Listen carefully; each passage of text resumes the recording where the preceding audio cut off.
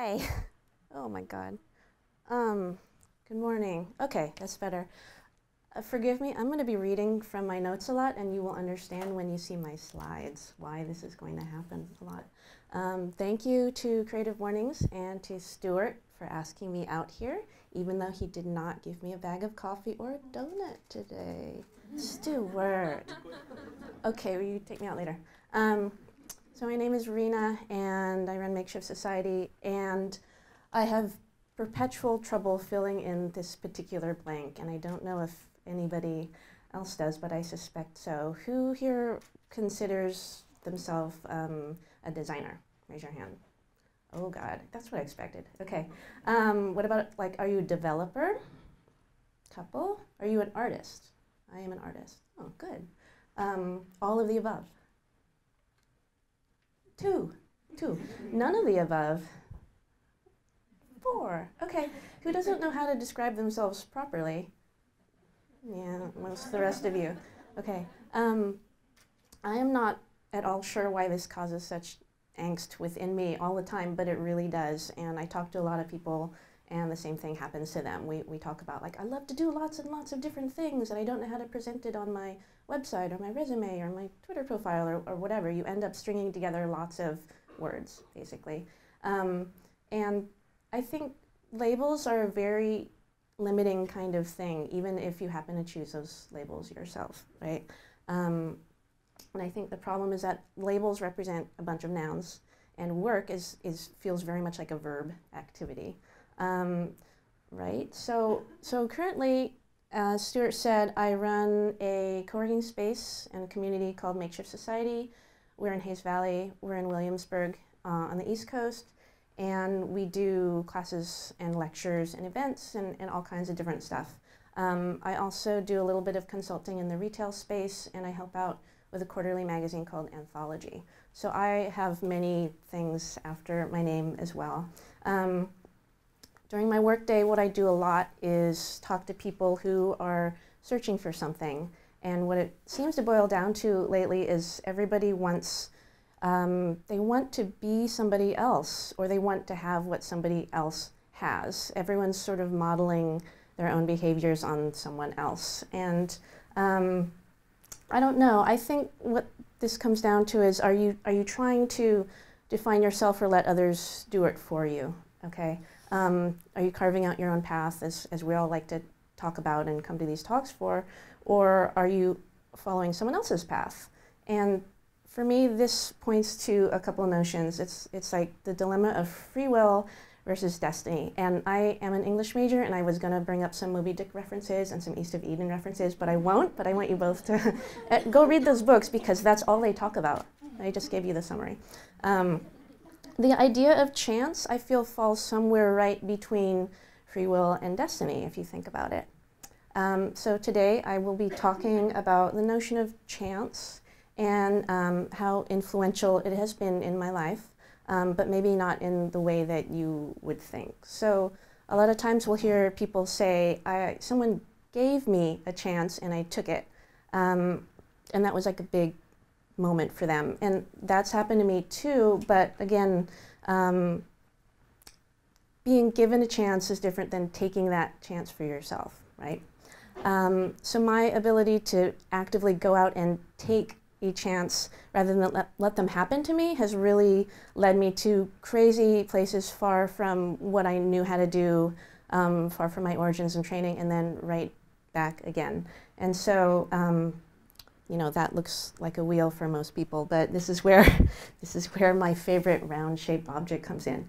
For me, this looks like one of these things, a donut. So the whole talk is not really about chance, it's about donuts, because I love them so much.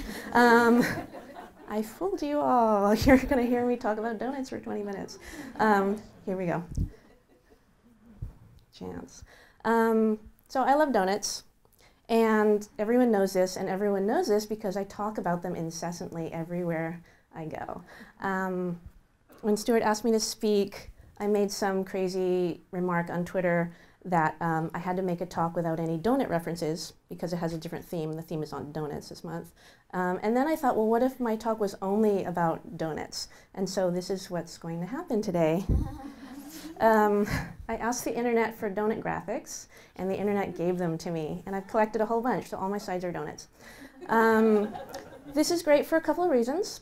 First of all, I didn't have to prepare any slides, which is like, yay!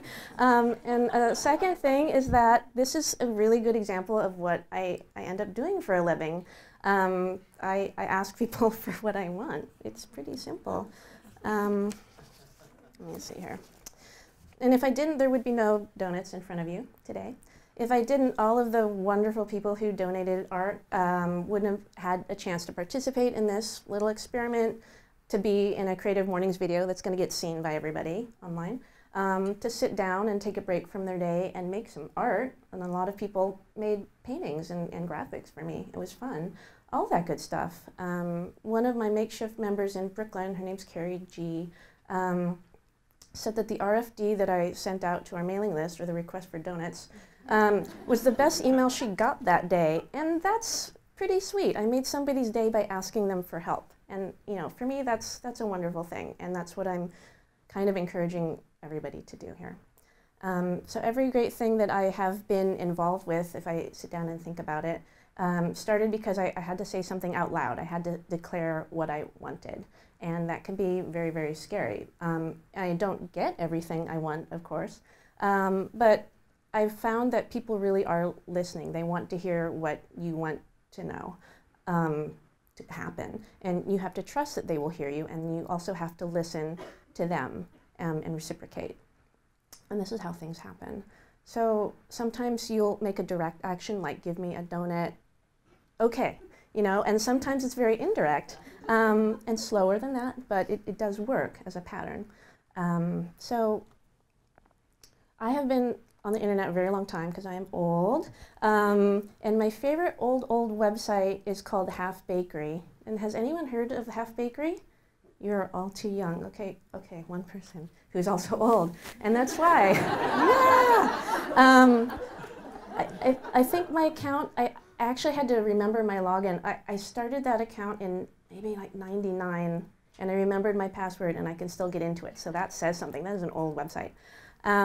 Half Bakery is a really great spot, text-based, to voice your half-baked ideas. So you get an account and you think of something kind of stupid but great, and you explain it, and then other people can chime in. So it's like a very small, funny community of people who just like to think strangely. And I love it. So it's serious, but not so serious that anyone is like actively trolling that website and stealing your idea and trying to monetize it or anything like that. It's a nice, safe, clean space, and that frees up all the half bakers to investigate an idea in a safe and fun and maybe useless way, but that's cool sometimes. So untethering your ideas from reality is kind of like an indirect action, right? Because you don't want to pursue it any further. That's fine too. I feel like this is very necessary to the creative process. When you're feeling stuck, don't look for that end goal, just keep exploring, and explore with people if you can. Sometimes exploring a half-baked idea with other people will actually lead you to a completely different but fully baked one, but you won't know this until you say it out loud. I just realized that the bakery theme goes with the donut theme. This just occurred to me. I'm genius. Okay, this is really good. Okay, here's another pretty painting we have here. So I went to school forever ago at UC Santa Barbara, yay. And this is, you know, a state school, and they price things by the quarter and not by the number of units, which was wonderful. I could take all the classes that sounded interesting to me without repercussion, and I did. So after 5 years and like 4 rounds of summer school. I took all the classes in their catalog pretty much. I ended up with 2 very different kinds of degrees. I have an engineering degree and an English degree. Okay, and it was a really strange way to be and go to school, because 1 hour I might be deep in a mathematical model for fluids flowing down a pipe, something like that. And then the next I'd be reading Scandinavian folktales with a bunch of people trying to interpret what folks meant who lived, you know, hundreds and hundreds of years ago. So on the one hand, you have numbers and data and optimizing, right, because this is engineering, very concrete and measurable things. And then on the other, storytelling and making sense of the world and investigating different paths and interpreting things. And I really found that that was useful for me personally to be able to exercise both sides of my brain. I don't know if you can read that. This is great. So, you know, 2014, and the culture we're in right now, especially in San Francisco, is very much of optimization. This is all I'm hearing, really. And there's absolutely a time and place for all of that. But that's a very engineering concept, and again, only reflects part of the world that I want to live in and experience. So chance, again, is fuzzy, and it doesn't really work with optimization. It depends on interpretation. And that's something to remember. So a lot of what I end up reading and studying for fun is about physical making, about work, future of work, labor value, and things like that. And that's been helping all of my work, actually, even though it doesn't seem like it should be. I just read a book called The Nature and Art of Workmanship, an older book by a man named David Pye. And so it's given me another way of thinking about interpretation and optimization. So let me see if I can find something about that. So in one chapter, he's talking about raw materials, okay, because this is about workmanship, and being true to them. What does being true to a material mean? And if you're a maker, one school of thought is that you should be respecting the materials and to work them very, very simply and minimally in a way that they want to be worked, you know. And related to this is bringing out the inherent properties of a material, or, you know, for example, the stoniness of stone. How do we represent that when we work it? In talking about this, David Pye makes a very interesting distinction, and he says, let's see, the truth is that what we want to do is not to express the properties of materials, but to express their qualities. The properties of materials are objective and measurable. They are out there. The qualities, on the other hand, are subjective, and they are in here in our heads. They are ideas of ours. They're part of the private view of the world which artists each have within them. We each have our idea of what stoniness is, right? So, yeah, he's referring to raw physical materials in this case, but they're just building blocks for making, right? And information can also be seen as building blocks. So one treasure trove of user-submitted information in the world is your favorite website and mine, OkCupid. So David Pye, if he was here, would be, you know, pulling me off stage right now, but I'm going to compare fine furniture making with online dating. Here we go. On OkCupid, there are people who make lists of their favorite things, and you're encouraged to do so. You have lists of your favorite books and movies and bands, you know, very, very specific stuff. There are people who you know they spent hours and hours and hours on this, and it's insane. And I am sure that if you love a particular series on Netflix, you will be shown results of people who also love that series, because they become very concrete keywords and data points and things. Those are properties, right? But there's another way of looking at all those profiles. There's a style. There's checking how someone speaks or writes on it, and that's more indicative of maybe how their mind works. And how they use language can end up making a better result for you. You might find someone you would like to talk to in general about any subject, not just that particular show, right? So that's a quality. You see the difference here? So properties versus qualities. And that would make a far more relevant result for me anyway. Suddenly I've given myself a lot more chances to interact with people by looking for more subjective clues about how they're interacting with the world. Okay. Oh, donuts. I'm so hungry, Stuart. I didn't eat enough at breakfast. So I think the myth of the lone genius has been pretty well debunked at this point. And I think while there are, rare geniuses who just are brilliant all on their own, the game isn't really over for the rest of us because of that. So I was thinking of that very old TV show called This Is Your Life, which had a really good long run, and made like radio and TV and a book, and it was crazy. So if you don't know about this, because you're not old people, one person would be featured every week, and people from all points of their timeline would be brought on stage to share their experience of interacting with that person and sort of how they made up that person. And if you think of all the people who've influenced you, it's kind of enormous. It's huge. And I feel like chances really increase with the number of different kinds of people you've been knowing throughout your life and who've helped shape what you're doing and where you are at any point. So chance becomes this cumulative thing and not, a lightning bolt from the sky.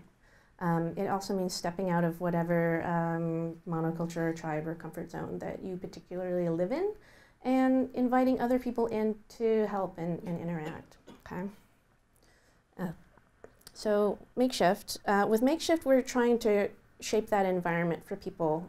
This is why, for me, having a physical space is very interesting, and this is why it's so much preferable for you to come and sit in here, even though you know this video is going to be online in a month or two, right? Who wants to go watch a video by themselves? It's okay, it's good, it's a good opportunity, but it's so much more fun to come and do this, even though it was at 8:30 in the morning. So, while Makeshift is itself a community or tribe, and this is just how things end up, we are trying to populate it with people from all walks of life. So we have marketers and bloggers and designers and video people and photo people, and we also have a monk here. We have a magician, and we have a guy who plays the lute on the side. So we've got all kinds of folks, and some of them I see every day, and others I might see once a quarter. That's fine too. So people end up joining our space and our community not only for the desks and the Wi-Fi, and the randomness, but because it increases their chances of learning, increases their chances of meeting somebody new outside of their normal sphere, and out hearing about opportunities, and maybe to see a box of Bob's donuts. They just appear sometimes in our space because I'm lucky that way, and they're my favorite. Okay, so chance also requires alertness to your surroundings, and this is oddly difficult to do these days because we are, we're looking at this, and this is telling me one thing, but maybe we don't look up and see something exciting or strange happening around us, right next to us.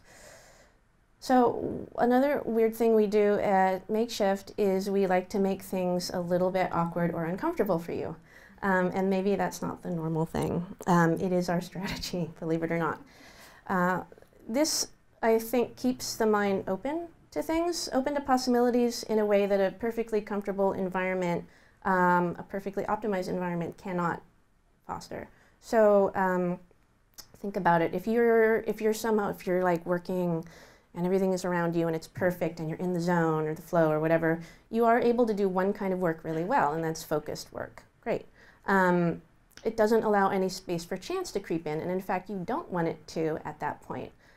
So knowing how to achieve the zone as well as looking for opportunities are important. I don't necessarily think they are going to mix, but you have to make space for both in your life. When you have to be alert and heads up, your flow is gone, but you will be much better attuned to your environment. So does anyone read articles? There's a science website called Nautilus. It's pretty good. I like reading the things on there. there was just an article on this phenomena called change blindness and inattentional blindness. So do you remember a couple years ago there was this really lovely video of some people throwing a basketball to each other, and you had to count how many passes they made during the video? Okay, and then at the end they asked you how many passes, but then at the end they also asked you, did you see the gorilla? Because someone in a gorilla suit had walked straight through the thing and nobody saw it. Nobody saw it, and you're like, how could I not see this thing? Because you were so focused on counting the passes of the basketball that you didn't see a dude in a gorilla suit stroll straight through their game, okay? You were in the zone, you know, you were focusing so hard you couldn't even notice the gorilla, and that gorilla is your missed opportunities, so don't miss the gorilla. Make things a little bit uncomfortable for yourself sometimes so that you have to pay more attention. And I think right now that's so important for me. I have a little kid and I'm learning to pay attention because he pays attention, and what he pays attention to is not anything that I do. And it's very instructive to walk around this city with a 5-year-old, and you know, sometimes it's like, yes, don't pick up that cigarette butt and do anything with that, right? That kind of attention, but other times, you know, it's something amazing in the sky or on the top of a building or something floating in the water or a sound that I've completely missed because my head is elsewhere. And it's been very special to me to be able to experience all of that. Okay, I'm almost done. I'm supposed to do a summary.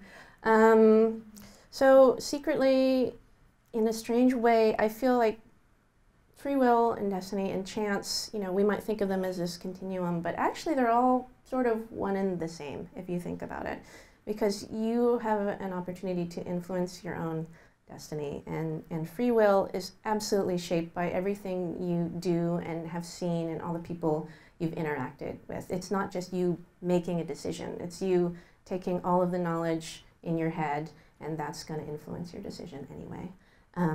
Chance is not anything that happens to you. It's something you give to yourself. But you have got to ask for it. You've got to listen for it. And you shouldn't cut yourself off from it by over-analyzing and over-optimizing your life.